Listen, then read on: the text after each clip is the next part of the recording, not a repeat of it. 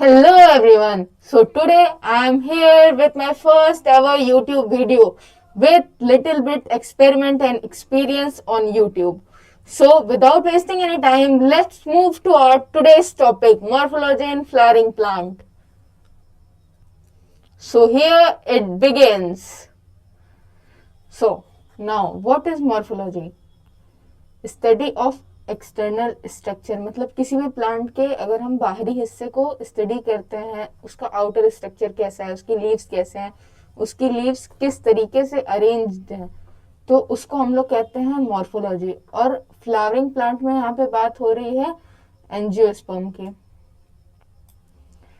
So the wide range in the structure of higher plant will never fail to fascinate us even though the angiosperm show such a large diversity in external structure or morphology. So the wide range से यहाँ पे मतलब है large variety. Structure of higher plant will never fail to fascinate us. जो large variety है higher plants में वो कभी भी चूकती नहीं है हमें आश्चर्यचकित करने से, अब चाहे वो एंजियोस्पर्म ही क्यों ना हो। एंजियोस्पर्म भी लार्ज डाइवर्सिटी शो करते हैं अपने एक्सटर्नल स्ट्रक्चर्स में। जैसे कि कई सारे फ्लावर्स के प्लांट होते हैं और हर फ्लावर के प्लांट एक दूसरे से बहुत ही ज्यादा डिफरेंट होते हैं। They all are characterised by the presence of root, stem, leaves, flower and fruit. यहाँ पे बात हो रही है एंजियोस्पर्म के कैरेक्टरिस्टिक्स की। इस लाइन में बेसिकली हमको एंजियोस्पर्म का कैरेक्टरिस्टिक बताया गया है कि क्या क्या कैरेक्टर होता है एंजियोस्पर्म में। स्टेम होता है, लीफ होता है, फ्लावर होता है एंड और फ्रूट्स होता है। In chapter 2 and 3, we talked about the classification of plant based on the morphological and other characteristics. Chapter 2 plant kingdom और बायोलॉजिकल क्लासिफिकेशन में हमने बात की थी प्लांट के कैरेक्टरिस्टिक्स की बेस्ड ऑन मॉर्फोलॉजिकल कैरेक्टर और अदर कैरेक्टरिस्टिक्स की। For any successful attempt at classification, at understanding any higher plant, for that matter any living organism, we need to know understand the technical term and standard definition. यहाँ पे ये बताया जा रहा है कि अगर हम किसी भी हायर प्लांट की स्टडी करना चाहते हैं अच्छे से, तो हमें टेक्निकल टर्म्स पता होना बहुत ज़्यादा ज़रूरी है और उसके साथ साथ उसकी स्टैंडर्ड डेफिनेशन भी। फॉर एग्जाम्पल स्टेम क्या होता है, रूट क्या होता है, प्राइमरी रूट क्या होती है, सेकेंडरी रूट क्या होती है, रूट टैप सिस्टम क्या होता है, टैप रूट सिस्टम क्या होता है, एडवेंटिशियस रूट क्या होती है, इसेक्ट्रा। ये सारी चीजें हमें पता होनी बहुत जरूरी है अगर हम किसी भी हायर प्लांट की स्टडी करना चाहते हैं तो। We also need to know about the possible variation in different parts found as adaptation of the plant to their environment. साथ ही साथ हमें प्लांट जो वेरिएशन अडॉप्ट कर लेते हैं अपनी इन्वायरमेंटल कंडीशन के अकॉर्डिंग, उसका भी पता होना बहुत ज्यादा जरूरी है। For example adaptation to various habitats for protection, climbing, storage, etc. If you pull out any weed, you will see that all of them have root, stem and leaves.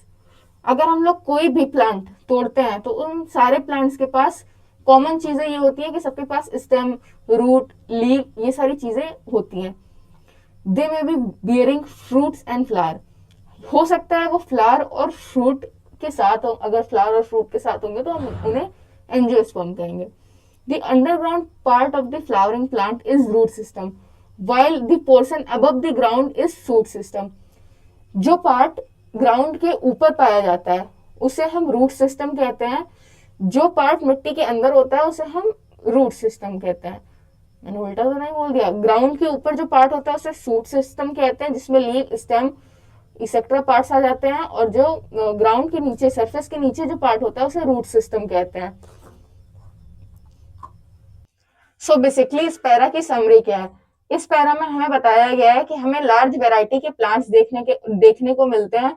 Chapter 2 और 3 का एक क्विक रिकैप था कि हमने chapter 2 और 3 में क्या पढ़ा। फिर एंजियोस्पर्म की कैरेक्टरिस्टिक्स के बारे में बात होती है और फिर बात होती है कि अगर हम किसी भी प्लांट को अच्छे से समझना चाहते हैं, स्टडी करना चाहते हैं, तो हमें उसकी स्टैंडर्ड डेफिनेशन और टेक्निकल टर्म्स का पता होना बहुत ज्यादा जरूरी है। सरफेस के ऊपर जो पार्ट होता है वो रूट सिस्टम होता है, सरफेस के नीचे जो पार्ट होता है वो शूट सिस्टम होता है। That's it. अब हमारा नेक्स्ट टॉपिक है root. In majority of dicotyledonous plant dicotyledonous मतलब होता है जिसमें दो कोटिलिडन पाया जाए. In majority of dicotyledonous plant, direct elongation of radicle leads to the formation of primary root, which such which grows inside the soil. It bears lateral roots of several order that are referred to as secondary, tertiary, etc. तो इसमें क्या बताया गया है, tap root system में क्या बताया गया है कि रेडिकल से जो डाइकोटिलिडनस प्लांट होते हैं उसमें रेडिकल से प्राइमरी रूट निकलती है. प्राइमरी रूट डिवाइड होती है सेकेंडरी रूट में, देन सेकेंडरी रूट डिवाइड होती है टर्सरी रूट में. तो जो प्राइमरी रूट है और उसकी ब्रांचेस हैं जैसे कि सेकेंडरी, टर्सरी, ये सबको मिला के बनता है टैप रूट सिस्टम, जो कि मस्टर्ड प्लांट में होता है. और अब मोनोकोटिलिडनस में क्या होता है देखते हैं. इन मोनोकोटिलिडनस प्लांट जिसमें एक कोटिलिडन पाया जाता है, primary root is short-lived and it is replaced by a large number of roots. These roots originate from the base of the stem and constitute the fibrous root system. Fibrous root system monocotyledonous plant में पाया जाता है जिसमें कि एक cotyledon होता है. इसमें कोई भी रूट प्राइमरी नहीं होती, इसमें सारी ही रूट्स स्टेम से ओरिजिनेट होती हैं और ढेर सारे रूट्स मिलके फाइब्रस रूट सिस्टम बनाती हैं. इसके एग्जाम्पल हैं वीट प्लांट और ये ग्रासेस में भी पाई जाती हैं. और अब बात हो रही है एडवेंटिशियस रूट सिस्टम की. Monstera and banyan tree roots are arises from the part of the plant other than the radicle or called adventitious root system. Adventitious root system में क्या होता है कि रेडिकल दो पार्ट्स होते हैं, कोटिलिडन, प्लीम्यूल जिससे शूट सिस्टम बनता है और रेडिकल जिससे शूट सिस्टम बनता है. तो रेडिकल को छोड़ के जो रूट वाला पार्ट है उसको छोड़ के स्टेम से या किसी और पार्ट से रूट्स ओरिजिनेट होती हैं, तो उसको हम लोग कहते हैं एडवेंटिशियस रूट सिस्टम. और ये बनियान ट्री, मोनेस्टा जैसे प्लांट्स में पाया जाता है. अब यहाँ पे रूट्स के फंक्शंस की बात हो रही है. Main function of the root system is absorption of water, minerals from the soil, providing proper anchorage to the plant. यहाँ पे anchorage, providing a proper anchorage मतलब होता है पकड़. रूट्स क्या करता है, पकड़ प्रोवाइड करता है प्लांट्स को ताकि प्लांट खड़ा रह सके. अगर रूट जो है वो वीक हो गई तो प्लांट हवा वगैरह चलने से गिर जाएगा. रिजर्व फूड मटेरियल को स्टोर करता है, सिंथेसिस करता है, ग्रोथ रेगुलेटर्स करता है. तो बस यही था, डी रूट में यही था. अब इसको समराइज कर लेते हैं.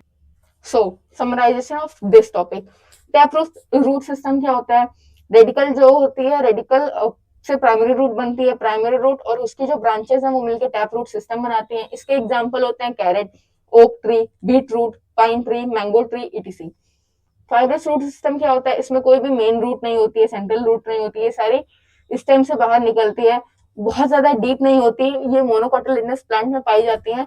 इसके एग्जांपल है rice plant, corn plant, wheat, coconut, banana, grass, bamboo, sugar cane, onion, ETC. Adventitious root system क्या होता है, इसमें जो रूट्स होती हैं वो अदर देन रेडिकल डेवलप होती है. रेडिकल को छोड़ के और किसी भी पार्ट से वो डेवलप हो सकती है. बनियान ट्री, मोनेस्टा इसका एग्जांपल है. So that's it. Now next topic is regions of root. The root is covered by the apex by a thimble-like structure called root cap. Protect the tender apex of the root as it make its way through the soil. इसमें root cap की बात की गई है. जो root cap होता है उसका मेन फंक्शन क्या होता है. सो रूट कैप जो होती है वो प्रोटेक्टिव थिन लेयर होती है जो कि रूट को प्रोटेक्ट करती है और पेनिट्रेशन में हेल्प करती है. थिक होती है और कैप एक थिक और प्रोटेक्टिव लेयर होती है जो पेनिट्रेशन में हेल्प करती है, प्रोटेक्ट करती है ग्रोइंग रूट टिप को. और ये जो है वो पास क्रिएट करती है रूट के लिए ताकि वो आगे सॉइल में अंदर डिग करके और जा सके. A few millimeter above the way root cap is region of meristematic activity. जो ये रीजन है, ये रीजन ऑफ मेरिस्टेमेटिक एक्टिविटी होता है। ये रीजन ऑफ मेरिस्टेमेटिक एक्टिविटी, यहाँ पे जो सेल है वो बहुत फास्टली डिवाइड करते हैं, थिन वॉल्ड होते हैं, और यहाँ के जो सेल होते हैं उनका प्रोटोप्लाज्म डेंस होता है, रिपीटेडली डिवाइड करते हैं। और ये इस सेल का जो प्रॉक्सिमल रीजन होता है वो रैपिड इलोंगेशन करता है, मतलब बहुत जल्दी जल्दी बढ़ता है। सो ये प्लांट की ग्रोथ के लिए रिस्पॉन्सिबल है। और यही होता है रीजन ऑफ इलोंगेशन, मतलब जो जहां पे सेल एक्टिविटी कर रही है उससे थोड़ा सा ऊपर रीजन ऑफ इलोंगेशन होता है। फिर यही सेल जब मैच्योर हो जाती हैं, डिवाइड करना बंद कर देती हैं, तो उसे कहते हैं region of maturation. Region of maturation और रीजन ऑफ इलोंगेशन में एक बेसिक सा डिफरेंस है बस। रीजन ऑफ मैच्योरेशन में एक स्पेशलिटी है जो रीजन ऑफ इलोंगेशन में नहीं है, बाकी सारी चीजें दोनों में सेम है। रीजन ऑफ मैच्योरेशन में रूट हेयर्स पाए जाते हैं। रूट हेयर्स क्या करते हैं, ये वाटर को एब्जॉर्ब करने में हेल्प करते हैं, और ये बहुत ही जल्दी डैमेज होने वाले होते हैं। अगर हम कोई भी प्लांट तोड़ते हैं, तो अगर हम थोड़ा सा भी उसके रूट हेयर को इधर उधर कर दें, तो फिर वो प्लांट सूख जाएगा, क्योंकि वो बहुत ही ज्यादा मुलायम होते हैं रूट हेयर। सो अब इस टॉपिक की समरी क्या है, रूट कैप क्या होती है? एक थिक और प्रोटेक्टिव लेयर होती है जो हेल्प करती है पेनिट्रेशन में, ग्रोइंग टिप को प्रोटेक्ट करती है। और इसी के थोड़ा सा ऊपर रीजन ऑफ मेरिस्टेमेटिक एक्टिविटी पाया जाता है। यहाँ पे जो सेल है बहुत जल्दी डिवाइड करती है, यहाँ का प्रोटोप्लाज्म डेंस होता है, और इससे इसी रीजन से जो सेल डिवाइड करते हुए चली आ रही होती है, उन्हीं को, उसी एरिया को रीजन ऑफ इलोंगेशन भी कहते हैं। यहाँ पे आके जो सेल है वो सारी एक्टिविटीज करना बंद कर देती है, और उसके बाद जब ये सेल मैच्योर हो जाती है तो फिर इसमें रूट हेयर्स आ जाते हैं। रीजन ऑफ एलोंगेशन और रीजन ऑफ मैच्योरेशन में एक डिफरेंस है कि रीजन ऑफ मैच्योरेशन में रूट हेयर्स पाए जाते हैं, और रीजन ऑफ एलोंगेशन में रूट हेयर नहीं पाए जाते हैं। और रीजन ऑफ मेरिस्टेमेटिक एक्टिविटी जो होता है, ये रिस्पॉन्सिबल होता है प्लांट की ग्रोथ के लिए लेंथ में। जो रूट हेयर्स होती हैं वो वाटर का एब्जॉर्प्शन करने का काम करती हैं, और प्लांट के रूट का सरफेस एरिया बढ़ाती हैं। That's it. Thank you so much for listening.